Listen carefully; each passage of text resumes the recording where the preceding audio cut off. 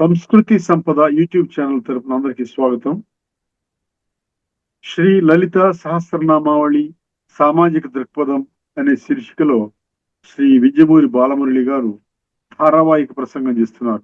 వారి ధారావాహిక ప్రసంగంలో ఈరోజు 72వ ప్రసంగం చేస్తున్నారు. శ్రీ బాలమురళి గారికి స్వాగతం.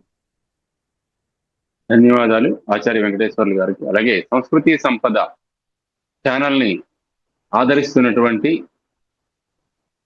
అందరు అభిమానులకి కూడా సాదరంగా ఆహ్వానం పలుకుతూ యథాపూర్వం మనం పునశ్చరణ చేసుకుంటూ శ్రీ లలితా పరాభట్టారిక యొక్క నామ వైభవాన్ని సామాజిక దృక్కోణంలో ఎలా అన్వయించుకోవడం అనేటువంటి అవగాహన ప్రయత్నం మనం చేస్తున్నాం. ఇందులో భాగంగా పురుషార్థ ప్రద అని మనం చెప్పుకున్నాం. పురుషార్థము అంటే పురుషుడు సాధించదగినటువంటి అర్థం. అర్థము అంటే ఇక్కడ కార్యము. ఏమి కార్యము సాధించాలి పురుషుడు అంటే ధర్మ అర్థ కామ మోక్షములను సాధించాలి. ఇక్కడ పురుషుడు అంటే మేల్ అనేటువంటి అర్థంలో పుల్లింగంతో తీసుకోకూడదు. పురుషుడు అంటే జీవి అనే అర్థంతో తీసుకోవాలని మనం చెప్పుకున్నాం. అందువల్ల వ్యక్తి అనే అర్థంలోనే తీసుకున్నట్లయితే స్త్రీ పురుష భేదం అనేది ఉండదు కనుక ఒక వ్యక్తి తన జీవితంలో ధర్మార్థ కామ మోక్షములను సాధించాలి. అలా సాధించటానికి ఆయన ఎటువంటి సాధన చేయాలి, ఆ సాధనా మార్గంలో అతనిని సఫలీకృతుణ్ణి చేసేటటువంటి శక్తి ఎవరు అంటే ఆ లలితాంబికాదేవి. అంచేత శ్రీమాతని ధ్యానిస్తూ పురుషార్థ ప్రద అంటూ మనం అమ్మవారిని మనం ఆరాధిస్తామన్నమాట. తర్వాత మనకి ఇక్కడ విశేషం ఏమిటి అంటే ధర్మేచ అర్థేచ కామేచ. ధర్మము, అర్థము, కామము ఈ మూడు కూడా పురుషార్థములలో ముఖ్యమైనవి. నాలుగవదైనటువంటి మోక్షం ఏదైతే ఉన్నదో, మోక్షం అనేది మన యొక్క సాధనని బట్టి మనకి లభించేటువంటి ఫలం. కానీ పురుషార్థములు మాత్రం పురుష ప్రయత్నముతోనే సాధ్యం. మరి మోక్షం కోసం కూడా పురుష ప్రయత్నం కావాలి కదండి. అంటే ధర్మబద్ధమైనటువంటి అర్థాన్ని సంపాదించి ఆ అర్థమును ఉపయోగించి ధర్మాన్ని నిర్వహిస్తూ ధర్మబద్ధమైన మార్గంలో కామమును కూడా తీర్చుకుంటూ, కామ వాంఛలు అంటే ఇక్కడ లైంగిక పరమైన వాంఛలు అని అర్థం తీసుకోకూడదు. మనకున్నటువంటి ఈ సంసార జీవనంలో ఉన్నటువంటి ప్రతి కోరిక కూడా కామమే. అంటే ఏది కామించినా ఈ పని చేయాలి అనుకోవడం కూడా అది కామించుతే. సో కామ శబ్దానికి కోరిక అనేటువంటిదే కానీ అన్యమైనటువంటి అర్థాలు మనం ఇక్కడ భావించరాదు. అందువల్ల కామం, ధర్మము, అర్థము, కామం, ధర్మార్థాలు అనేటువంటివి రెండు గట్లయితే ఆ గట్ల మధ్యన ప్రవహించేటువంటి నది లాంటిది కామము అని చెప్తారు పెద్దలు. కాబట్టి కామం అనేది ఇటు ధర్మం అనే గట్టుని దాటరాదు, అటు అర్థం అనే గట్టుని దాటరాదు. మన కోరికలు మన సంపాదనకి మించి ఉన్నాయనుకోండి, అప్పులు పాలైపోతాం.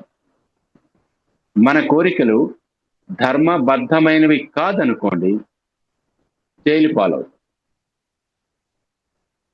కాబట్టి ఈ రెండు ప్రమాదమే. కాబట్టి కామానికి, కామం అనేటువంటి నదికి ధర్మము అర్థము రెండు పక్కల రెండు గట్ల కాపాడుతూ ఉండాలి. వాటి మధ్యనే కామం ఉండేటట్టు చూసుకోవలసినటువంటి ప్రధాన బాధ్యత, విచక్షణ జీవుడికి, పురుషునికి అనేది ఉండాలి. అలా ధర్మార్థములను సాధిస్తూ కామమును కూడా సాధించినటువంటి పురుషునికి మోక్షము కరతలామలకము. అమ్మవారే మోక్ష సిద్ధిని ప్రసాదిస్తుంది.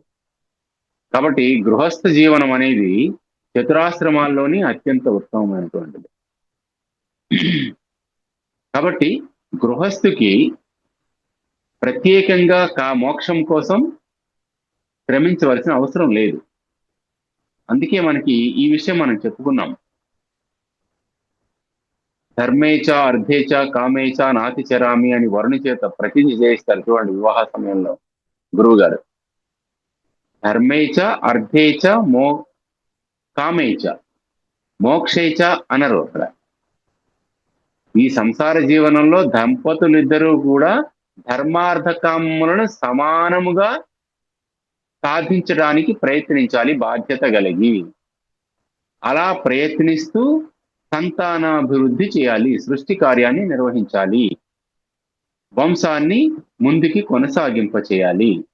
వంశమును కొనసాగింపజేయడం కోసము గృహస్థు మీద ఆధారపడి ఉన్నటువంటి అతిథి యజ్ఞము, దేవయజ్ఞము, పితృయజ్ఞము, ఇటువంటి పవిత్రమైనటువంటి కార్యముల నిర్వహణ కోసమును సంసారి వివాహం చేసుకుని సంసార జీవనంలో గృహస్థుగా జీవనాన్ని వ్యతీతం చేస్తూ ఉంటారు. అందువల్ల పురుషార్థప్రద అటువంటి గృహస్థులకు పురుషార్థములను అందించేది ఎవరు అంటే సాక్షాత్తు శ్రీమాత, ఆ త్రిపుర సుందరీ దేవి అని మనం చెప్పుకోవాలన్నమాట. ఆమె ఎటువంటిది అంటే పూర్ణ, సంపూర్ణమైనటువంటిది. ఎక్కడ ఆమెకి అసంపూర్ణత్వం అనేది ఏ విధంగానూ లేదు.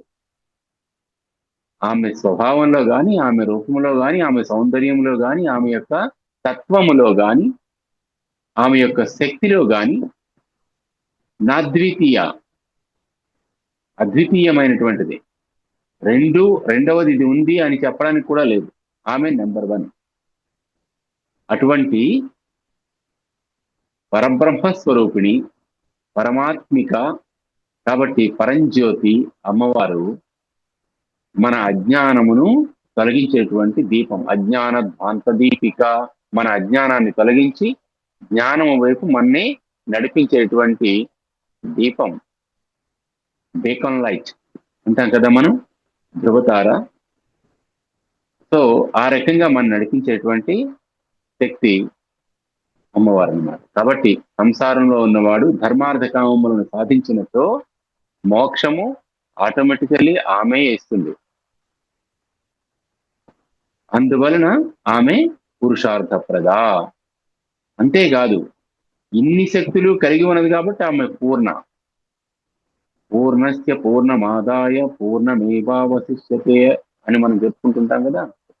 ఆ సంపూర్ణమైనటువంటి ఆ తల్లి నుంచి పుట్టినటువంటి వాళ్ళం మనం కూడా సంపూర్ణమైనటువంటి లక్షణములు కలిగినటువంటి వాళ్ళమే. కానీ మన బుద్ధి సన్మార్గములో నడవకుండా అపమార్గములో ప్రవేశించినప్పుడు మనం గతి తప్పుతాం. అలా గతి తప్పినప్పుడు మనకి సద్గతి ప్రద, మంచి మార్గాన్ని మళ్ళీ ఇచ్చేది అమ్మవారు. కాబట్టి పూర్ణమైనటువంటి మనస్సుతో పూర్ణస్వరూపిణి అయినటువంటి అమ్మవారిని పూర్ణకాముడైనటువంటి యోగి సంపూర్ణత్వం కోసం ధ్యానిస్తే ఆయనకి సంపూర్ణమైనటువంటి మోక్షముని అనుగ్రహించేటువంటి అన్నపూర్ణ సదాపూర్ణ, అన్నపూర్ణే సదాపూర్ణే శంకర ప్రాణవల్లభే జ్ఞాన వైరాగ్య సిద్ధ్యర్థం భిక్షాం దేహీచ అని మనం అడుగుతూ ఉంటాం కదా. శంకరుడు ప్రార్థిస్తాం కదా, అన్నపూర్ణ కాశీ విశాలాక్షి దేవిని. జ్ఞాన వైరాగ్య సిద్ధ్యర్థం భిక్షాం దేహి అని మనం అడగాలి. అంటే వైరాగ్యం అనేది ఎప్పుడు వస్తుంది? జ్ఞానం వచ్చినప్పుడు వైరాగ్యం వస్తుంది. అజ్ఞానికి లేదా అర్ధజ్ఞానికి వైరాగ్యం అనేది పుట్టదు. ఎందుకంటే భ్రమలో జీవిస్తూ ఉంటాడు గనక, మాయ కప్పేసి ఉంటుంది. ఆమె మాయాస్వరూపిణి కాబట్టి భ్రమ కల్పిస్తుంది. ఆమె ఇదే శాశ్వతం, ఈ శరీరం శాశ్వతం, ఈ లోకం, ఈ సంసారం, నా పిల్లలు, నా భార్య, ఇవన్నీ ఉంటాయి. ఇవన్నీ భ్రమలు, ఇది అజ్ఞానం. అందుకే బల్జేపల్లి వారు రాస్తారు, మాయామేయ జగంబు నిత్యమని సంభావించి లోకంబునని నా ఇల్లాలని నా కుమారులని ఎంతో అల్లాడిన ఈ శరీరం ఆ కట్టెలలో కాలిపోతే మిగిలిందేమిటి అంటే ఏమీ లేదు, బూడిద. కాబట్టి మాయామేయ జగంబు నిత్యమని భావించేటువంటి లక్షణం సాధారణమైనటువంటి మానవులమైనటువంటి మనలో ఉంటుంది. ఆ మాయ అనేటటువంటి తెరని తొలగించి జ్ఞానాంజనం అనేటువంటి వెలుగుని మనకి ప్రసాదించడానికి అమ్మవారు పూర్ణ.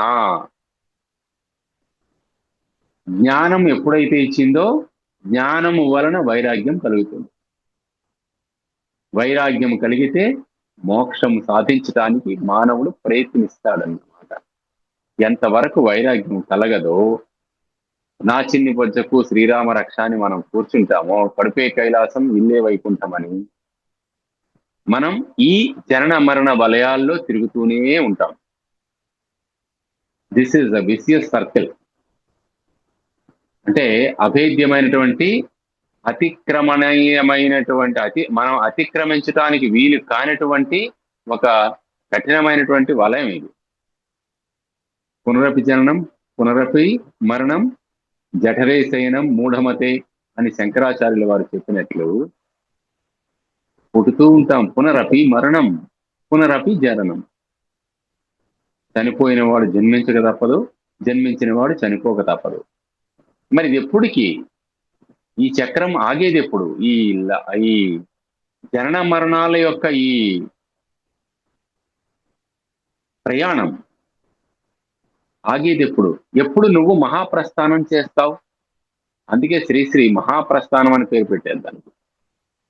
మహాప్రస్థానము అంటే ప్రస్థానము, ప్రకృష్టమైనటువంటి ప్రయాణము. అది మహాప్రస్థానం అంటే మోక్షము వైపు. ఏది అయితే అల్టిమేట్ నాలెడ్జ్ అనేది ఉందో ఆ పరమోత్కృష్టమైనటువంటి జ్ఞానాన్ని పొందటానికి మనం చేసేటటువంటి ప్రయత్నంలో అమ్మవారు మనకి సహాయం చేస్తుంది. కాబట్టి ఆమె పూర్ణ జ్ఞాన వైరాగ్య సిద్ధ్యర్థం భిక్షాందేహి చ మా అని మనం అమ్మవారిని అడగాలి. అమ్మ భవతి భిక్షాందేహి. జ్ఞానము వైరాగ్యము రెండు సిద్ధించాలి. జ్ఞానంతో పాటు అహంకారం పెరిగింది అనుకోండి, వైరాగ్యం పోతుంది. కాబట్టి జ్ఞానం ఉన్నవాడికి అహంకారం వచ్చే ప్రమాదం ఉంది. అది లేకుండా వైరాగ్యం రావాలి. ఆ జ్ఞానం యొక్క లక్ష్యం ఏమిటి, దాన్ని దేనికి సద్వినియోగపరచాలనేటువంటి విచక్షణ ఉండాలి. కాబట్టి అమ్మ అనుగ్రహిస్తే సద్గతి ప్రద అంటాం కదా అమ్మవారిని. ఆమె మంచి మార్గాన్ని మనకు చూపిస్తుంది. మనకి నచ్చింది అమ్మ ఇవ్వడం కాదు, మనకి మంచి ఏదైతే అవుతుందో అది అమ్మ ఇస్తుంది. అందుకు ఆమె పూర్ణ. ఆ రకంగా పూర్ణత్వం కలిగినటువంటి తల్లికి బిడ్డలుగా మనం కూడా పూర్ణత్వాన్ని సాధించడానికి చేసే ప్రయత్నంలో ఈ యోగ సాధన, ఈ లలితా సహస్రనామాలు అనేవి బీజాక్షరాలుగా, మంత్రాలుగా, మనకి ఆశీర్వచనాక్షతలుగా మన ఆశీర్వదిస్తూ ఉండాలి అని ఎప్పుడు కోరుకుందాం. కొరత లేనిది, కొలలేనిది, మొదలు తుది లేనిది ఒక వృత్తం ఉందనుకోండి, దానికి పరిధులు ఇక్కడి నుంచి మొదలైంది, ఇక్కడి నుంచి అంతమైందని మనం చెప్పగలమా? చెప్పలేం.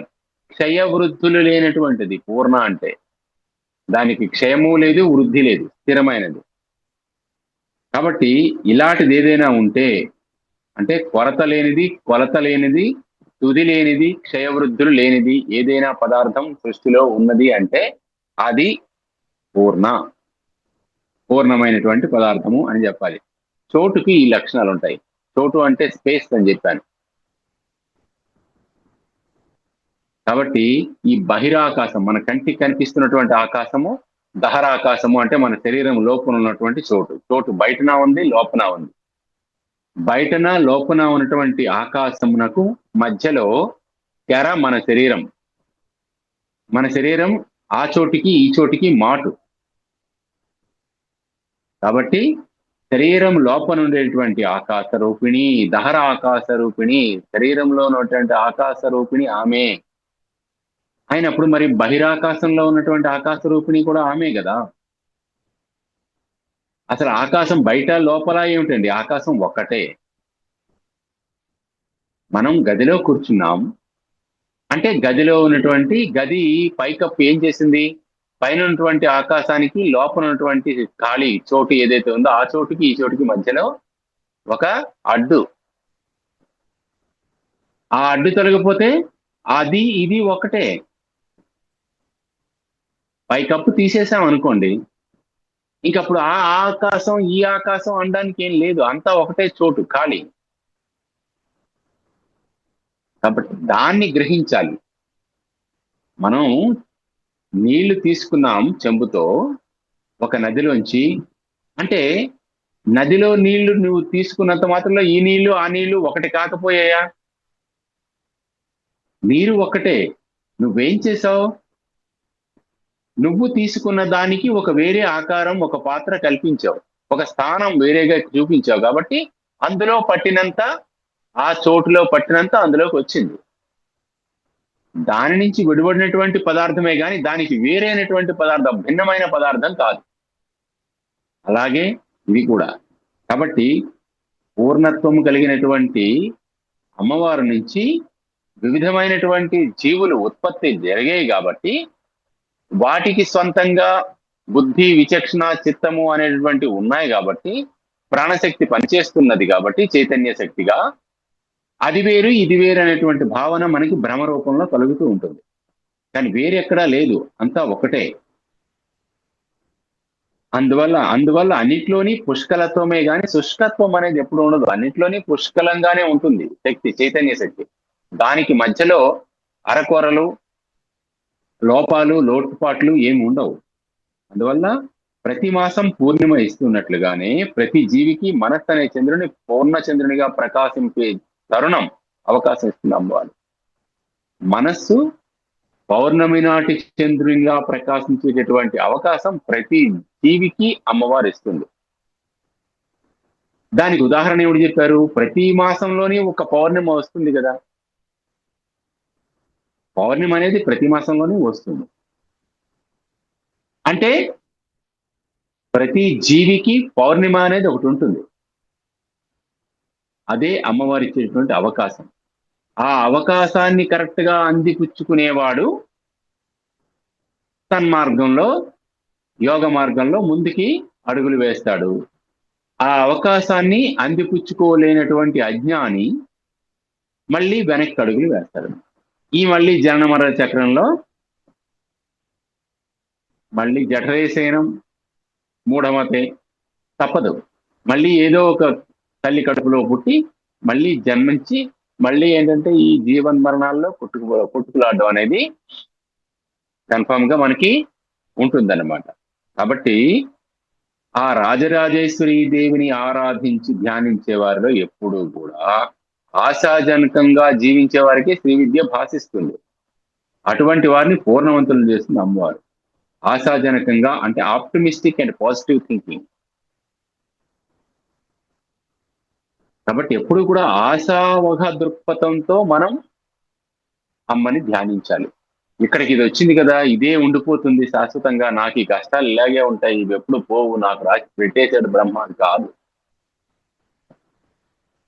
కష్టాలు, సుఖాలు అనేవి రాత్రి పగలు లాంటివి ఎన్ని మనకు ఉదాహరణ లేదు. రాత్రి వచ్చింది అంటే మొత్తం ప్రపంచం అంతా చీకటి, ఇంకా ఇదే చీకటి, ఇంకా వెలుగు రాదని అర్థం.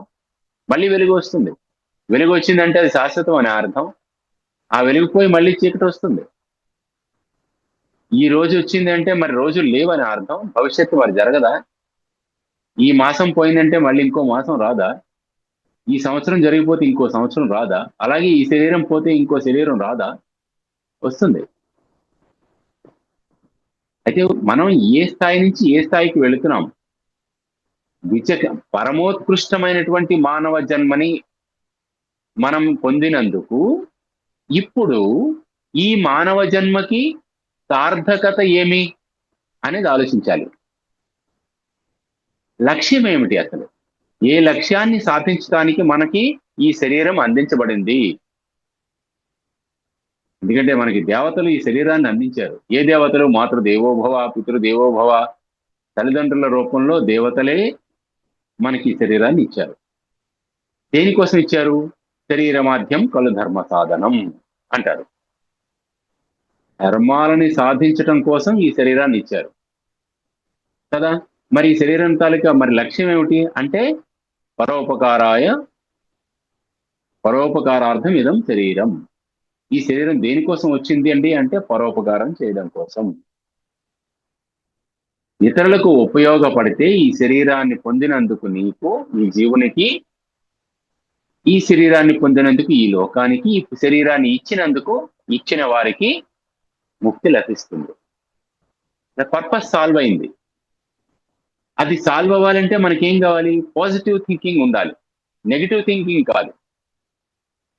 నకారాత్మకమైనటువంటి ఆలోచనలు ఉంటే అభివృద్ధి అనేది ఎలా వస్తుందండి? పని చేసేవాడికి దెబ్బలు తగులుతాయి. ఏమీ చేయకుండా కూర్చున్నా కూడా తగలొచ్చు. కానీ ఏమీ చేయని వాడికన్నా పని చేసి దెబ్బ తగిలించుకున్నవాడు గొప్పవాడు కదా. వీడు ప్రయత్నిస్తున్నాడు, వాడు ప్రయత్నించట్లేదు. వీడి వల్ల లోకానికి గాని వాడికి గాని ఏదో ప్రయోజనం అది సిద్ధిస్తోంది. ఏమీ చేయని వాడికి శూన్యం, వాడికి ఒక లక్ష్యం లేదు, ఏం పని చేయట్లేదు.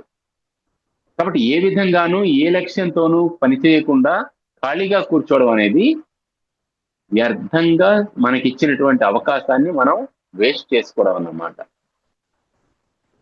అత్యంత విలువైనటువంటి ఈ జీవనాన్ని సుసంపన్నం చేసుకోవాలి అంటే, అర్ధత్వం నుంచి పూర్ణత్వానికి మనం చేరాలి అంటే, ఆ పూర్ణాదేవి మనకి అనుగ్రహించాలి. అదే శ్రీ విద్యా దీక్ష, పూర్ణ దీక్ష, పాదుకాంత దీక్ష అని కూడా దీన్నే అంటారు. శ్రీ విద్యలో పరిపూర్ణమైన మనస్సు, పవిత్రమైన భావాలు, నిత్య సంతృప్తి అనేవి లక్షణాలు ఎవరికైతే ఉంటాయో వాళ్ళే పూర్ణ దీక్షా పరులు. ఇవి లేకపోతే ఈ దీక్ష తీర్చుకున్నా ఒకటే, లేకపోయినా ఒకటే అని గురువు గారు వాచ. ఏమిటి మనకి? పరిపూర్ణమైన మనస్సు ఉండాలి, పవిత్రమైన భావం ఉండాలి, నిత్య సంతృప్తి అనేది ఉండాలి. నిత్యంద్రికలో శనేశ్వరి గారు చెప్పినట్టు, నిస్సంతోషి క్రోధనుడు, నిత్య సంకితుడు, పరభాగ్యోపజీవి అని వారు 6 దుఃఖభాగులు అంటారు. దుఃఖభాగులు అంటే వాళ్ళ భాగ్యంలో దుఃఖమే రాసిపెట్టి ఉంటుంది. వాళ్ళు ఎప్పుడు సుఖపడలేరు, ఆనందపడలేరు. కాబట్టి ఆ నెగిటివ్ థింకింగ్ అనేది మనకు ఉండకూడదు. నకారాత్మకమైనటువంటి ఆలోచన విధానం వల్ల మన యొక్క శక్తి అనేది, దైవీ శక్తులు అనేవి మనం క్షీణింపజేసుకున్న వాళ్ళం అవుతా ఉన్నాం. దైవీ శక్తి ఎప్పుడూ కూడా ధనాత్మకంగానే ఉంటుంది, రుణాత్మకంగా ఉండదు. కాబట్టి ధనాత్మకమైనటువంటి ఆలోచనలు, పాజిటివ్ థింకింగ్ అంటాం మనం. ఎప్పుడూ కూడా ఒక అంశాన్ని మనం పాజిటివ్ గానే ఆలోచించాలి. నెగిటివ్ గా ఆలోచించాలి అంటే ఎప్పుడు నెగిటివ్ గా కూడా ఆలోచించాలి, కానీ దాన్నే పట్టుకొని పాజిటివ్ ని విడిచిపెట్టకూడదు. పాజిటివ్ ని పట్టుకొని నెగిటివ్ ని ఒకసారి ఆలోచించి అప్పుడప్పుడు ఏమిటంటే పాజిటివ్ నెగిటివ్ రెండు ఆలోచించాల్సి ఉంటుంది. కానీ ఓటు వేయవలసింది పాజిటివ్కే, నెగిటివ్ కాదు. రెండు పక్కల ఆలోచించకపోతే ఒకసారి కార్యం సఫలత పొందదు, కార్యసిద్ధి లభించదు. అందువలన మంచి చెడు రెండు ఆలోచించి మన విచక్షణతో మంచిని పెంచడానికి ప్రయత్నించాలన్నమాట.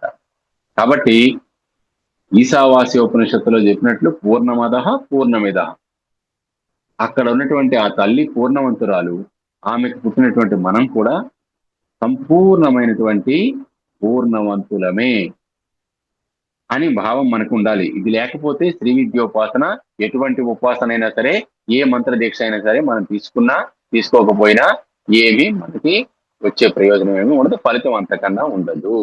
ఇది చెప్పేదన్నమాట. కాబట్టి ఇక్కడ అమ్మవారు ఈ రకమైనటువంటి పూర్ణత్వ భావం ఎవరికైతే ఉంటుందో వారికి అమ్మవారు భోగములను అందిస్తుంది. ఎలా? భోగిని రూపంలో. భోగిని అంటే భోగములను అనుభవించినది లేదా భోగములను ఇచ్చినది. మనలో ఉన్నటువంటి ఆత్మరూపంలో ఉండి మనం అనుభవిస్తున్నటువంటి భోగములన్నీ అమ్మవారివే అని మనం భావించినప్పుడు, నిత్య కర్మలన్నీ కూడా అమ్మవారి యొక్క పరిచర్యలే, సేవలే అని మనం భావించినప్పుడు, ఆ నిత్య కర్మయే యజ్ఞము. మనం చేస్తున్నటువంటి విధులు అంటే మన డ్యూటీస్, మన responsibilities. So everything will be treated as finance or our prayers. So అదే తపస్సు. కాబట్టి నిత్య కర్మని ఎటువంటి స్వార్థం లేకుండా, ఎటువంటి ఫలాపేక్ష లేకుండా నిర్మలమైనటువంటి మనస్సుతో నిర్వహించిన వాడు అర్హత సంపాదిస్తాడు, అర్హత కలిగిన వాడు అవుతాడు. ఏవం వేద యోపామాయతనం వేద ఆయతనవాన్ భవతి. ఈ విషయాన్ని తెలుసుకున్నవాడు, ఏ విషయమైతే అతి ఉత్కృష్టమైనదని, దేన్నైతే సాధించాలని, ఏదైతే సాధించవలసినటువంటి పదార్థమో, దేనిని పురుషుడు తప్పనిసరిగా సాధించాలో అది తెలుసుకున్నవాడే ఏవం వేద ఆయతనవాన్ భవతి. ఆయనే తెలిసి ఉన్నవాడు అవుతున్నాడు. ఏమి తెలుసుకున్నవాడు అవుతున్నాడు అంటే జ్ఞాని అవుతున్నాడు. కొంచెం చెప్పాను, విజ్ఞులకి ఇంకా బాగా అర్థమవుతుంది. అందువల్ల భోగిని అంటే సుఖాలను అనుభవించేవాడిని భోగి అంటారు. యోగి కాకుండా కేవలం భోగి ఎవడైతే అవుతాడో వాడు రోగి అవుతాడు చివరికి. యోగం యోగం అంటే ఏమిటి అంటే పట్టుదల, దీక్ష, పరోపకార పరాయణ బుద్ధి, ఇవి ఉన్నవాడు, అది కలిగినటువంటి, ఈ లక్షణాలు కలిగిన వాడు యోగి. పట్టుదల ఉండాలి, ఇది సాధించాలి, దీని వలన 10 మందికి మేలు జరుగుతుంది అన్నప్పుడు దానికోసం నిరంతరం శ్రమించేటటువంటి వాడు యోగి. ఆ యోగికి వచ్చేటటువంటి ఫలం యోగ ఫలం.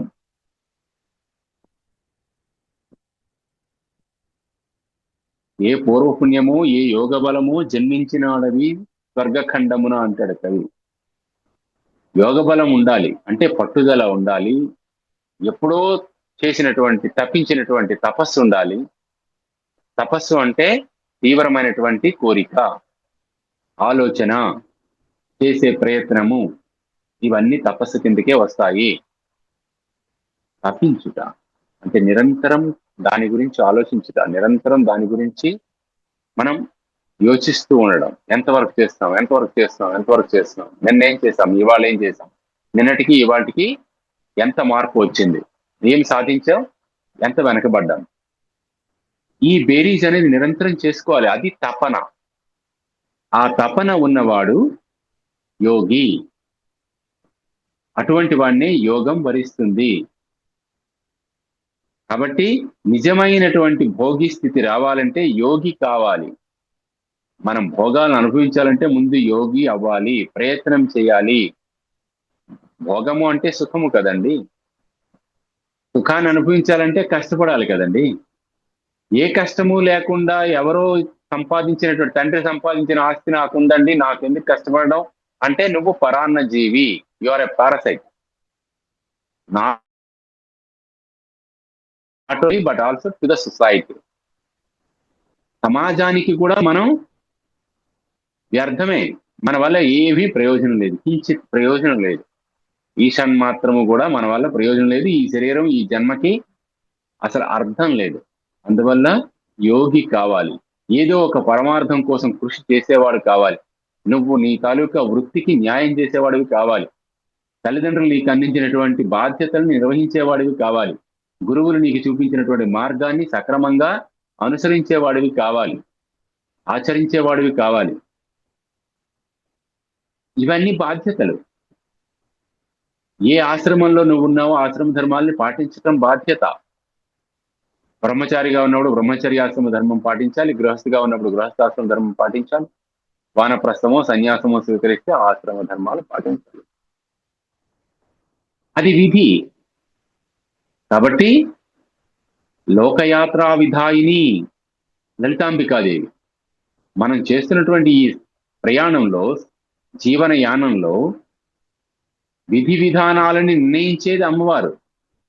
కాబట్టి విధి విధానాలని గౌరవించలేని వాడు భక్తుడు కాలేడు. ఒక నీతి, ఒక నియమము, ఒక ధర్మము, ఒక డిసిప్లిన్, క్రమశిక్షణ, ఇవి లేకపోయిన వాడికి భగవంతుడు అనేవాడు అసలు కనుచూపు మేరలో కనిపించడు. భగవతత్వం అనేది అవగాహనకి రాదు. ఎందుకు రాదండి అంటే మనం ఒక క్రమబద్ధంగా మనం ప్రయత్నించట్లేదు. అసలు డిసిప్లిన్ అనేది ప్రకృతి మనకి బోధించేది. ప్రకృతి యొక్క స్వరూపమే, స్వభావమే క్రమశిక్షణ. సూర్యోదయము, సూర్యాస్తమయము, పగలు, సంధ్యలు, ఋతువులు, సంవత్సరము, కాలచక్రము, ఇదంతా కూడా ఒక క్రమబద్ధీకరించినటువంటి ఒక చక్రంలో ఒక క్రమమైన పద్ధతిలో నడుస్తోంది. కాబట్టి ఆ క్రమంలో దాని నుంచి సుశిక్షితులమైన మనం మన జీవితాన్ని కూడా సక్రమంగా నడిపించడానికి, క్రమబద్ధీకరించుకోవడానికి క్రమశిక్షణ అవగాహన చేసుకోవాలి. అలా క్రమశిక్షణ లేనటువంటి వాడు యోగి కాలేడు, జీవితంలో పరమార్థాన్ని సాధించలేడు, ఏ లక్ష్యాన్ని నువ్వు సాధించలేవని అర్థం మామూలు భాషలో చెప్పుకోవాలంటే. కాబట్టి పురుషార్థప్రద పూర్ణమైనటువంటి ఆ పరమేశ్వరి పురుషార్థములను మనకి అందించడానికి మనం చేసే ప్రయత్నం ఏమిటి? నిర్మలమైన మనస్సుతో, ఏకాగ్రతతో మనం చేసేటువంటి ప్రయత్నం చేస్తే ఆటోమేటికల్లీ మనకు అన్ని సిద్ధిస్తాయి, విజయాలు లభిస్తాయి. శ్రీమాత్రే నమః, శ్రీ గురుభ్యో నమః. స్వస్తి. శ్రీ లలితా సహస్రనామావళి సామాజిక దృక్పథం శీర్షికలో ధారావాహిక ప్రసంగం చేసిన శ్రీ బాలమురళి గారికి ధన్యవాదాలు. ధన్యవాదాలు. శ్రీ గురుభ్యో నమః.